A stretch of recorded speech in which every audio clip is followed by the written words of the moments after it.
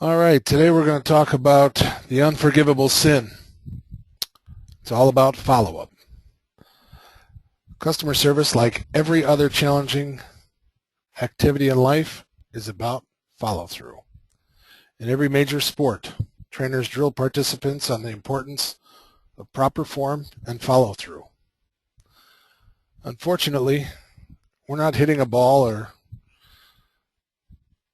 throwing a ball or even driving a 900 horsepower car in the rain. Our follow-through consists of keeping track of hundreds of bits of information about hundreds of customers and their businesses, their needs, their challenges, and even their preferences.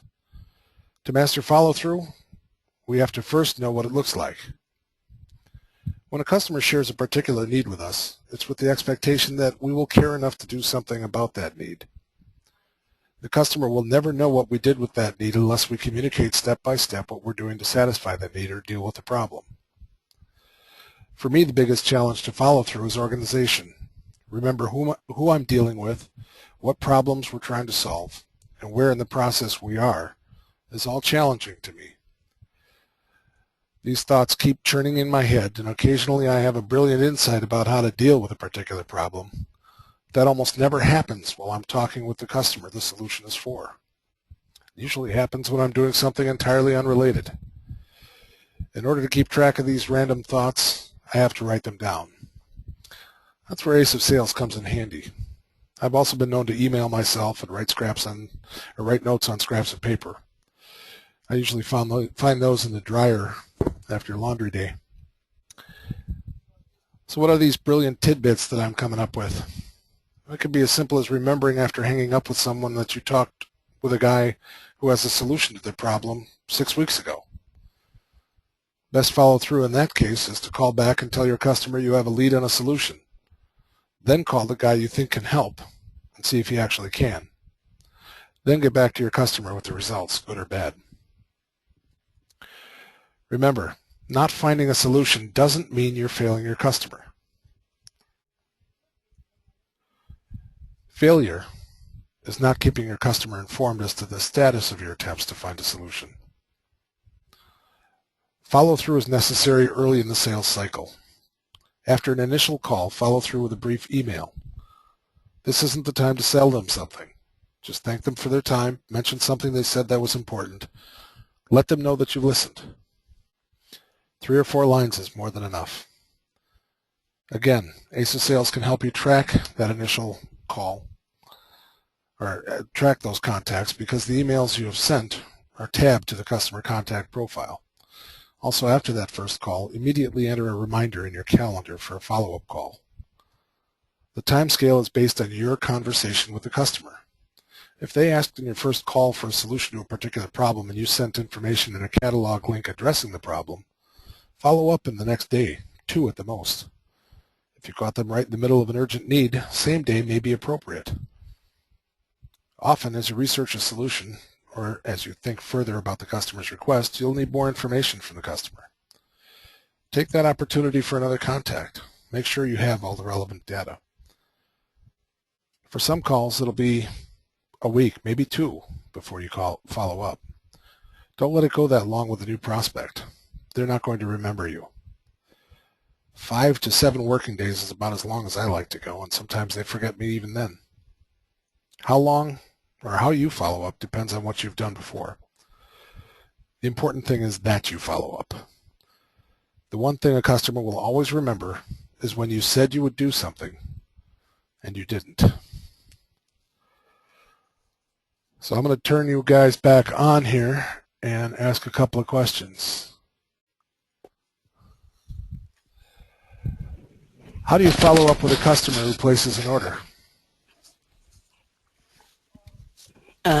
You email them or something at least to say you've processed the order, it's being shipped, when to expect it. You call when they should have gotten it and find out if everything's okay and thank them. Okay, so that's 2 separate follow-ups to a single order. Mm-hmm. I would say that that's good practice, and it's probably a bare minimum of what we should be doing. Dave, how about your experience? Well, if I don't have them here, I just email the customer my UPS tracking. You know, when you mail something, you know, when you ship something for me, I just send them to let them know it's taking 4 days instead of 1 day or 2 days. You know. Sure. Sure. Well, it's always good to be in contact. What if there's a back order? I just had a case today where a customer placed or told me he's placing a $14,000 order, and I don't have the one thing that he added to the order. And it's going to be 2 to 4 weeks before we can have it. So what do you do? You call them right away, let them know it's on back order, find out about how long it should be until you get it, find out if that's okay. If it's not okay, find out what you can do. There's almost always a solution for an immediate need, unless they need, like, everything right now tomorrow. Right. Quite often you can find out how many do you need to get yourself through until the rest of our order is complete. Exactly. Sometimes it's a matter of Dave calling us and getting it out of our warehouse, or us calling Dave and getting it out of his warehouse. Other times there's just nothing that can be done, in which case we try to find them a suitable substitute from another vendor. I haven't had to do that one yet, but don't be afraid of that. That's something that we have to do to service our customer. Here's one I ran into this week. What do you tell an installer who buys from a fabricator who says that the hardware they give them is good, but their gates fall apart?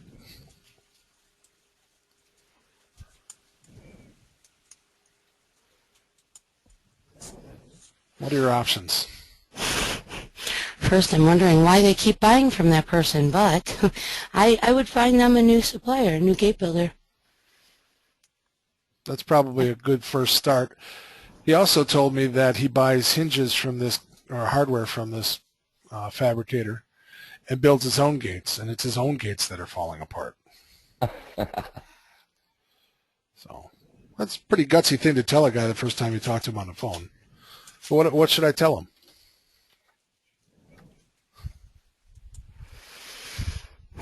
I can tell you what I did tell him. Told him that we're here to help him out. We're here to help him with whatever it takes to make him successful. There are people here that have decades of experience in the fence industry that know what he's going through and how to fix the problem.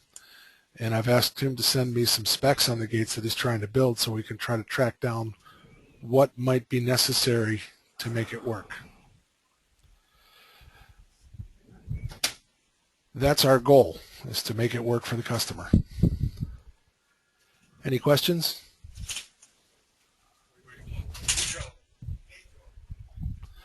All right, I guess we'll finish for this week. Dave, Betsy, thanks for joining us, and hopefully next week the rest of the crew will be here. Everybody else can get this by recording. All righty. Have a great afternoon. You too.